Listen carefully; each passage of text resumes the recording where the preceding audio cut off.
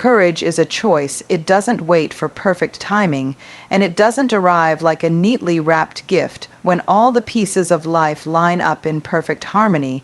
Rather, it comes to us in the messy, unpredictable spaces where we feel most unprepared, when fear is loud and the outcome is uncertain. And yet, something inside whispers that waiting any longer will cost us more than stepping forward. Courage is not about being fearless. It's about moving while fear walks beside us, carrying the weight of doubt, insecurity, and risk, but choosing to act anyway because we know that if we wait until everything feels safe, until we feel confident, until the path looks clear, we may never begin at all, and so courage is often born in shaky voices, trembling hands, and pounding hearts, in moments where saying yes feels terrifying, but saying no feels like betrayal of our own growth. And it is in these moments that courage reshapes us, because every time we decide to act without the promise of success, we strengthen the muscle that teaches us to trust ourselves, to face uncertainty, and to live authentically. When we step forward without perfect timing, we discover that courage does not remove the possibility of failure, but it makes room for possibility itself. It cracks open doors we didn't even know existed. And in that opening, we realize that the act of choosing is often more powerful than the outcome, because outcomes are unpredictable, but choices define us. And so the brave choice, even when it feels small, plants the seed of transformation, reminding us that life is not about controlling what happens to us, but about deciding how we show up in the face of what happens. And the truth is, courage will rarely feel convenient. It won't come on schedule. It will interrupt comfort, disrupt certainty, and demand that we leap before we know where we will land. But in taking that leap, we prove to ourselves that we are capable of far more than our fears would have us believe.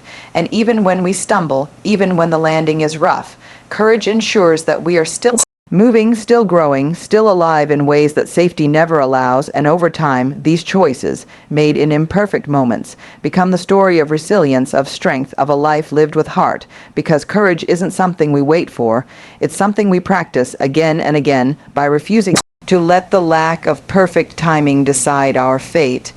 Fear will always be present, but it can't be the decision maker, because fear, while useful in keeping us alert and cautious, was never designed to lead us toward growth.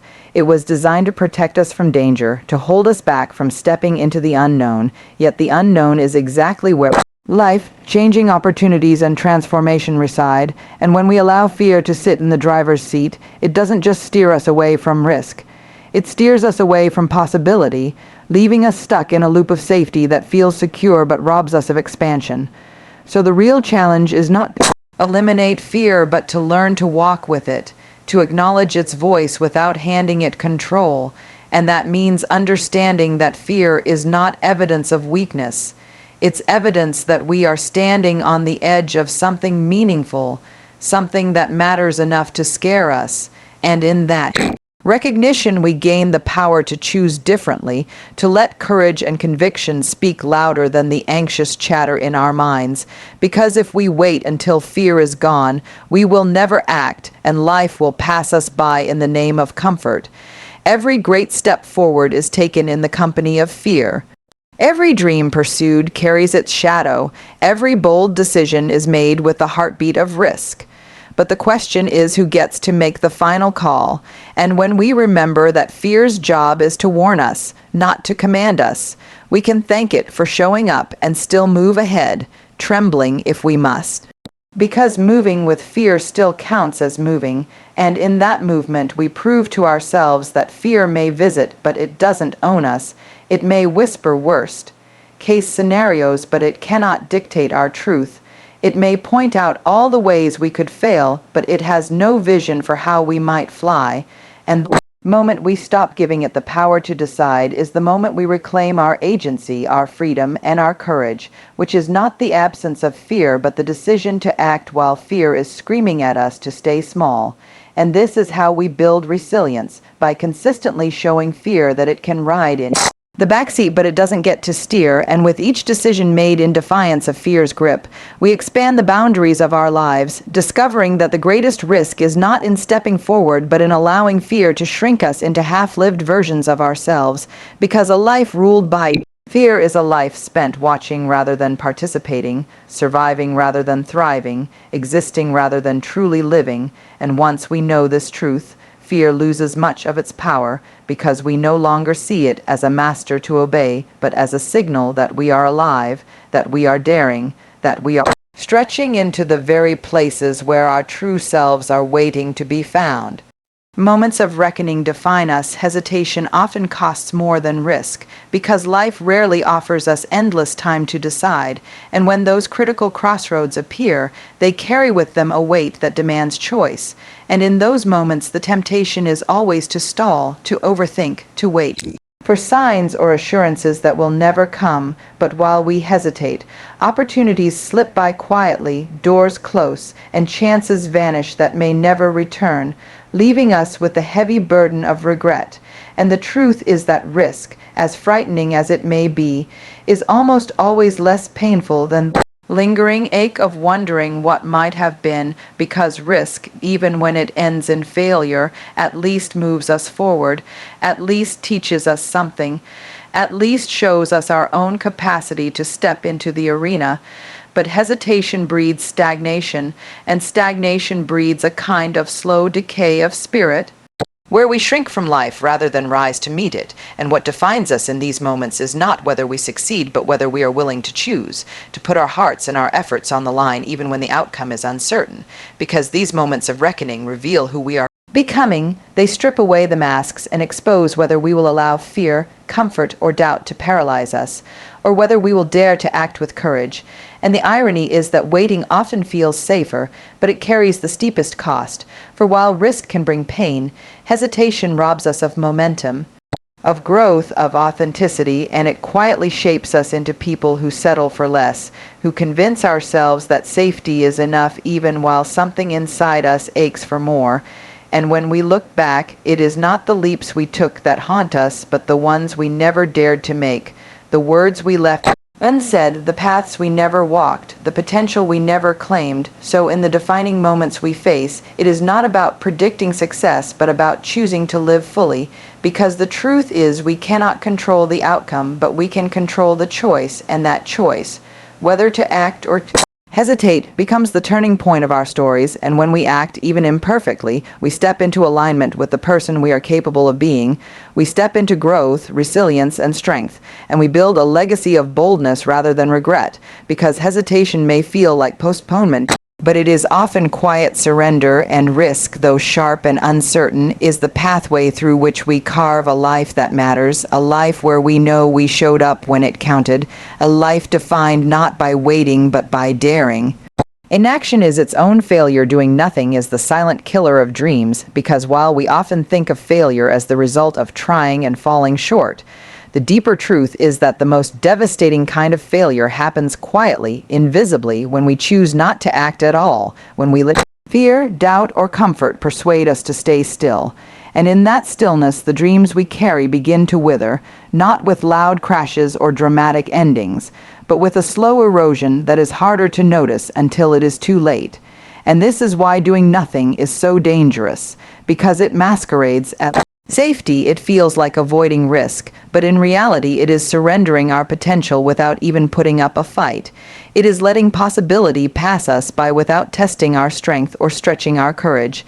And over time, this pattern of inaction doesn't just cost us opportunities, it shapes us into someone who forgets how to hope, how to reach, how to risk, and it leaves us haunted not by the memory of failing, but by the weight of never knowing what could have been. Because at least when we act, even if we stumble, we have something to learn from, something to build on, a story of courage to carry forward. But when we refuse to act, we are left only with emptiness, with silence, with regret that grows sharper the longer it lingers. And the irony is that doing nothing does not protect us from pain. It only ensures a different kind of pain, the kind that eats away at us from the inside, the kind that whispers, "What if?" long after the moment has passed. And in this way, inaction becomes the heaviest burden, heavier than failure, heavier than risk, because it denies us the chance to live fully. And when we recognize this, we begin to see that the cost of waiting, of avoiding, of hiding is far greater than the cost of trying, and that the real tragedy is not in falling but in refusing to rise at all, because each time we choose inaction, we reinforce the belief that our dreams are not worth fighting for, and slowly we become strangers to our own potential. But when we choose to act, even imperfectly, even without guarantees, we break that pattern. We awaken the part of ourselves that longs to create, to grow, to move, and in doing so we remind ourselves that life is not meant to be observed from the sidelines. It is meant to be lived, and living demands motion, effort, and risk, which means the only true failure is choosing not to try, because doing nothing kills more dreams than falling ever could. Resilience is forged in hard choices. Strength comes from choosing to rise, because no one becomes strong in the absence of struggle, and no one builds resilience by staying in comfort. It is in the moments when life presses hardest, when circumstances force us into corners we never asked for, when our hearts are heavy and our hope feels fragile, that the raw material of resilience is given to us, and what we do in those moments determines whether we emerge stronger or shrink into despair, because resilience is not gifted. It is chosen again and again in the decision to rise even when rising feels impossible, to keep moving forward even when everything inside us screams to stop. And every time we choose to rise, even in small ways, we are shaping ourselves into someone who knows how to endure, how to bend without breaking, how to stumble without staying down. And the truth is that resilience is not about never falling. It is about refusing to let the fall define the ending. It is about standing back up with the scars still fresh and the lessons still burning and saying, I will keep going. And this act of choosing is what turns pain into power, what turns struggle into strength, because without choice, hardship simply breaks us, but with choice, it transforms us. And often the hardest choices are not about the external circumstances we face, but about the internal resolve we summon. The choice to hope when despair feels easier, the choice to love when bitterness feels safer, the choice to try again when failure has left its mark. And these choices, repeated over time, weave resilience into the very fabric of who we are, so that we no longer see ourselves as victims of our struggles, but as survivors and shapers of them. And in this way, resilience is not passive. It is an act of defiance, an act of courage, an act of faith in our own ability to carry what once felt unbearable. And while we cannot always control the storms that come, we can control whether we rise after them, and every rise makes us stronger, every rise makes us wiser, every rise reminds us that our capacity is greater than we believed. And in the end, it is not the easy days that shape us, but the hard ones, not the moments of certainty, but the moments of decision, when we choose to rise in spite of fear, in spite of pain, in spite of doubt. And it is in these choices that resilience is forged, not as a single grand victory, but as a series of quiet triumphs that prove to us, over and over, that we are stronger than we think and capable of carrying far more than we ever imagined.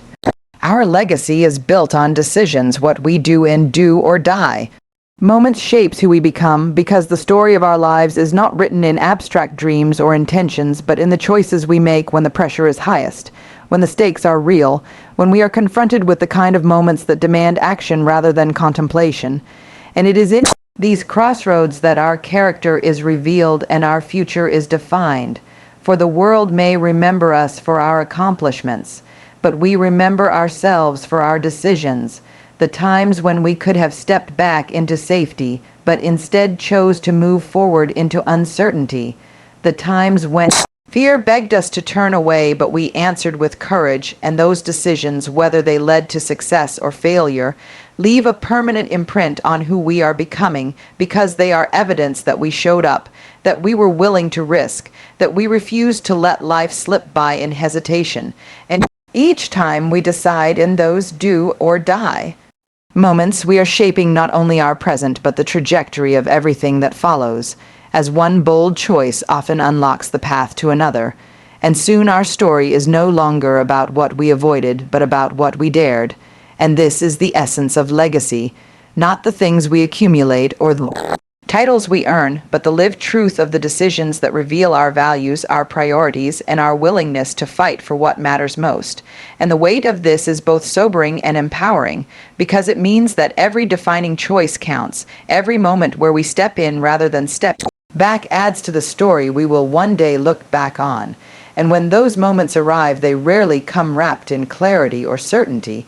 They arrive disguised as fear, as risk, as doubt.